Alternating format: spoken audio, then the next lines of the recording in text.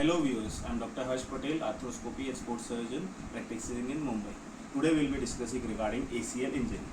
ACL is the most common injured ligaments in the knee joint. ACL attaches the lower bone, which is tibia, and the upper bone, which is femur. So in this bone model you can see this skin colored ligament, which is ACL ligament.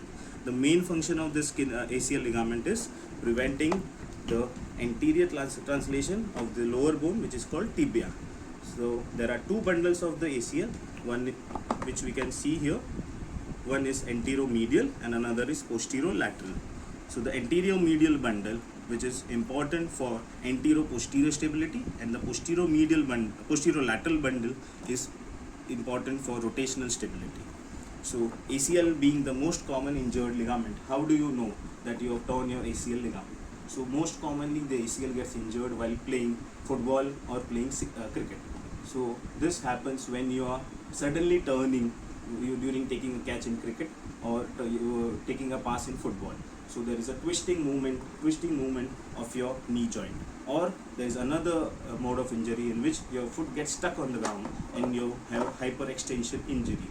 So in this case, what happens is your ACL most commonly gets injured at the femoral attachment. So basically it is a kind of tear from the femoral attachment of the ACL. So how do you know that you have gotten injured your ACL? So the most diagnostic test is MRI of the knee joint. There are few signs of the ACL injury, which is Latchman test, anterior drawer test, and pivot shift test, which your doctor will be doing.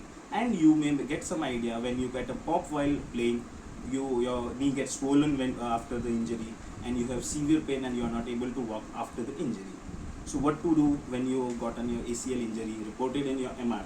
So there are three grades of ACL injury: grade 1, grade 2 and grade 3. In grade 1, the ACL fibers which are there in this, those are only stretched.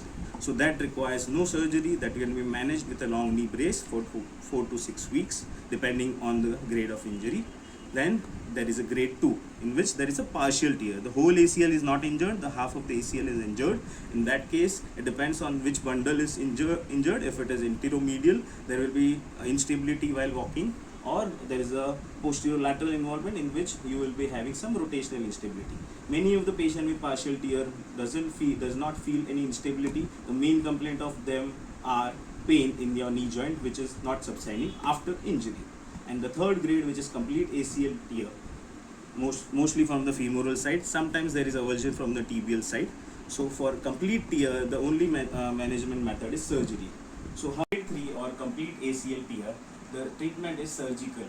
Surgical treatment includes arthroscopic ACL reconstruction. So in this case, what we do is we take a tendon from your shin bone, that is semitendinosus and or gracilis, and we replace the torn ligament. So whichever ligament which is torn from here, we remove it from the original area. We make a tunnel in the tibial aspect, and we make a tunnel on femoral aspect, so the lower bone and upper bone. Then what we do is, whichever graft which have taken from the tibia, most commonly used graft right now is hamstring graft. Other graft which we can used is bone patellar tendon bone graft, which is called BPTB. The use of hamstring graft is increased nowadays. The strength of BPTB and hamstring graft both are almost equal in few of the studies. So we make a tunnel in the femur from here to here, and we make a tunnel from the medial aspect of the tibia till here. So after the tunnels are made, what we do is we pass the graft from here, and the pass goes from here and passes here. So the most commonly we use an endo button, which sits on the lateral aspect of the femur. After fixing the graft on the femoral side, what we do is pull the graft from on the tibial side, and we can fix the tibial side with a screw or a disc, depending on the length of the graft. If the graft comes at the mouth of the tibia, we can use the interference screw, which can be of 3 type: titanium, PEEK or bio. And if the graft length is very small, your tunnel is larger and the graft is not coming into the mouth, we can use a suture disc. So we can use both suspensory fixation, that is endo button on the femoral side and suture disc on the tibial side, or we can use suspensory on the femoral side and interference fit on the tibial side. So most commonly used method is we use an endo button on the femoral side and a screw on the tibial side. So the next question comes is, when do you walk after the surgery? So most of the patient who doesn't have any meniscus injury can be made weight bearing, partial weight bearing on the next day of the surgery. But we follow protocol of 2 weeks non-weight bearing and gradual weight bearing, because the ligament takes time for ligamentization.